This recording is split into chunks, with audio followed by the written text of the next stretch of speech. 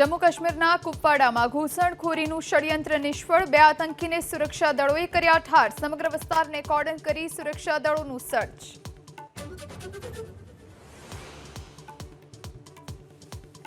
હરિયાણામાં વિધાનસભાની 90 બેઠક પર છેલ્લા 2 કલાકથી મતદાન, કેન્દ્રીય મંત્રી સહિતના દિગ્ગજોએ કર્યું મતદાન, રેકોર્ડ બ્રેક મતદાન કરવા પીએમ મોદીની અપીલ.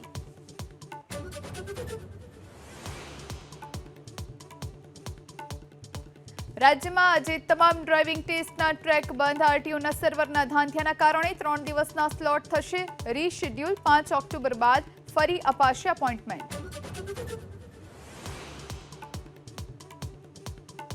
સુરતના હીરા ઉદ્યોગ પર વધુ એક સંકટ, ઈરાન ઇઝરાયલ યુદ્ધની 1400 કરોડનું એક્સપોર્ટ ઠપ, દિવાળી પછી ઉદ્યોગ પર માઠી અસરના સંકેત.